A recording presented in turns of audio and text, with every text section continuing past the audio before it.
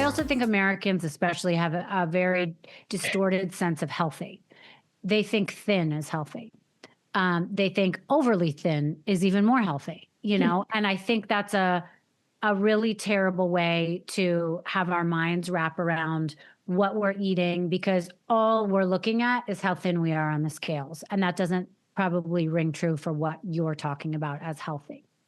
That is so true. We started using our eyes as like this primary sense, right? Mm-hmm. But the truth is, like, all our ancestors, and the reason why they were more intuitive, more connected, more fertile, more, even more sexy in like the literal sense, was because they were using the sense of their nose and their ears and touch so much more.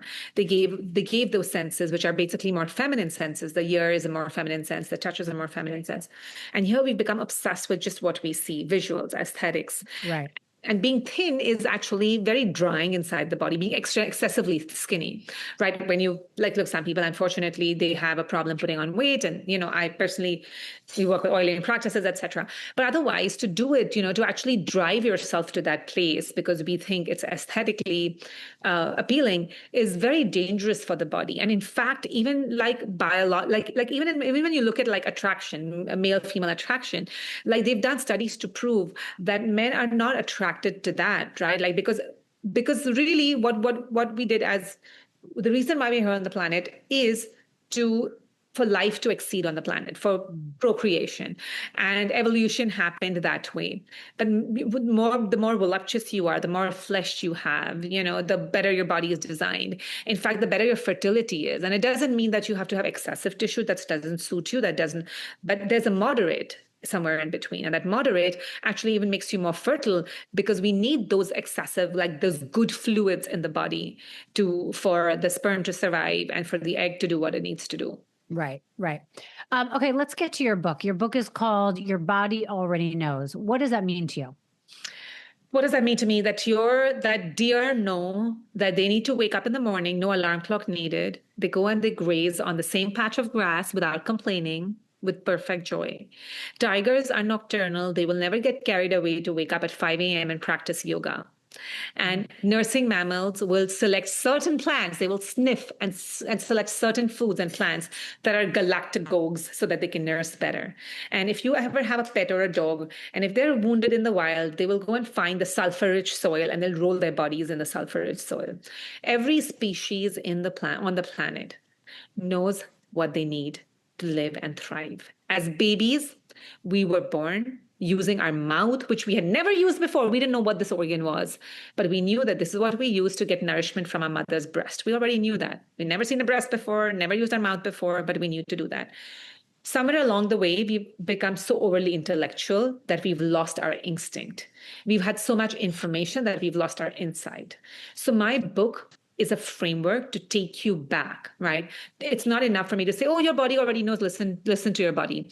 Because that would mean I'd be like, oh, my body wants 3 bags of chips, or my body wants to eat like this big ice cream. No, because we're so far away from the intelligence of the body that we need a framework to get back into it. And the book, Your Body Already Knows, is a promise that your body knows, because every species knows, but it's a framework that will allow you to go back into that deep intelligence.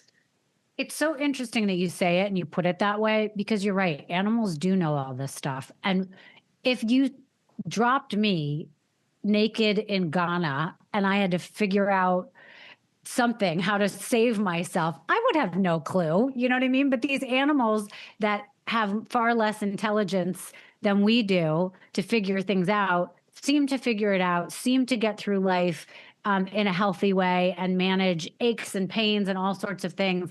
And it's astounding how they do that and how they know. And there's so much instinct.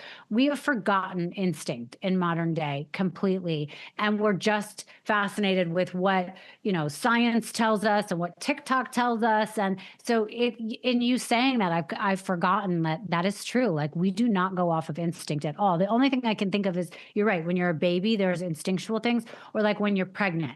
And this baby's coming no matter what you're trying to do, and your body knows how to have that baby. You probably don't even need the doctors there. It would happen with or without them. But that's the only thing I can really think of. And death, I guess. It's these natural things that happen. Otherwise, our minds get involved and we take over and probably ruin it all. That is so correct. Our mind, which made us human, our intellect is what is making us subhuman today. It's really what got us here is also what's causing our peril. Right. All right. You talk about a 21-day plan. Can you give us a little bit of the hacks or whatever? Do people actually follow a 21-day plan while reading your book? Yes, Rachel, and I also teach the 21-day program, and I cannot even tell you, it's my most satisfying work of my life is doing this. The 21 days are very simple, doable actions. You keep stacking them one after the other. Like, for example, I said one day, I take you to this place where you kind of eat a heavier lunch, lighter dinner, but I teach you how to do it. I teach you what problems you might face. I teach you that, hey, this is how you might feel in the evening. So it really sets you up for success day by day, just reconfigures. I don't need you to add extra hours to your day. I don't need you to kind of move to the Himalayas. I live in New York City with two teenage daughters, and I can do it. And I can work with hundreds and hundreds of clients to do the same. So those 21 days allow you to make sustainable shifts in a manner that's going to change and transform your life. What we found, Rachel, we've gotten, I cannot tell you the number of emails and letters and messages that I get on a daily basis of people telling me that so many treatments they tried, whether it was a full panchakarma Ayurvedic experience in India or like a full allopathic treatment, going to modern medicine doctors, doing acupuncture. But what they found doing this 21-day, the baseline shift that happened, one of the few things you notice is that your weight will become more optimum. So, you will never, if you think you have excess tissue and you're not trying to get it off, it'll just get off. It's not, it's not your choice. You're going to come back to an optimum weight. You are going to notice better sleep, better skin, better menstrual cycles, better bowel movements. And some point, somewhere in your, like when you're in your 21 days, somebody in your ecosystem or even sooner will tell you that you're looking different, like something's going on with you. And like, this is what I even tell my clients. I said, don't tell anybody that you're doing a program. Like, just keep it to yourself and see the feedback that you get, because the changes are so internalized and sustainable that you don't really feel like you've shifted anything. It has to feel natural. Wow. And so people are like, yeah, so they don't feel like that they've done a lot. It's not a lot of effort. But once they get the feedback, they realize the big shifts that they made. So it's a lot that has to do with nutrition, it sounds like.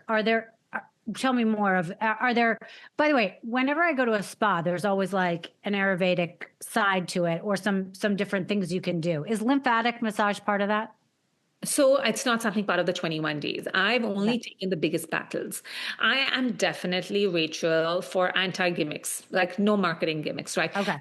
Everything that you see in the commercial world out there is those things from Ayurveda that can be packaged and sold. Got But it. there's the biggest battles don't need to be packaged and sold. They can Okay. happen for a very reasonable amount in your kitchen, and you can live a really long, healthy life and enjoy everything that a human being should enjoy.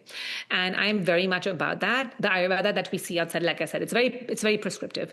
So dry, the massage, the dry scrubbing is not a bad thing, but it's not one of the biggest battles you want to fight. Okay. Yeah, Okay. it's not, So, but it's also not all nutrition. Yes, there are rituals. Yes, there's a way to exercise, and I changed that around as well for people. There's okay. also a big mental component, mental emotional component that comes into play, because your mind is your driver, your body is just your car. If your driver is not doing good, matter of time he'll crash the car into something. Right. Okay. So I'll let people read the book and not give away too many of your secrets so that they can get that and start that. It sounds really interesting. I want to try it. Are there things, because you said that a lot of this stuff is packaged up and gimmicky, are there things that you are like, oh, that's a good thing you should do? Like, is there a certain facial or is there a certain kind of oil that you really like for your skin? Or I don't know. I always see these things where they're dropping oil on your forehead. I mean, I don't know. What should we like and not like? I think if there's four things that you've seen on TikTok or any of your social media channels that I think everybody should try, and there are very few instructions around, is one is tongue scraping, Okay. oil cleansing. So don't use soap on your face, especially if you're a woman after 30. Cleanse with oil. So oil cleansing is a big trend, again, from Ayurveda. So oil, Wait. I don't get that. I've seen that. And to me, that looks gross. Why don't you need to cleanse your face? you will see the difference it makes. use oil to take off your makeup and cleanse your face. Oil is the only substance which enters into your pores, pulls grime out, right? For example, like Rachel, if you dropped a little bit of oil on your table, right? After some time you come back, you'll see like it almost looks dirty because what it's done, it's picked up all the grime and the dirt. It's detoxified that place. And like, how did this oil become dirty? Because it really does that. But also it goes into your skin and it nourishes the pores and it detoxes you. Okay. It's like I cannot tell you. I've started like doing more because I myself was like, oh, I should probably use soap.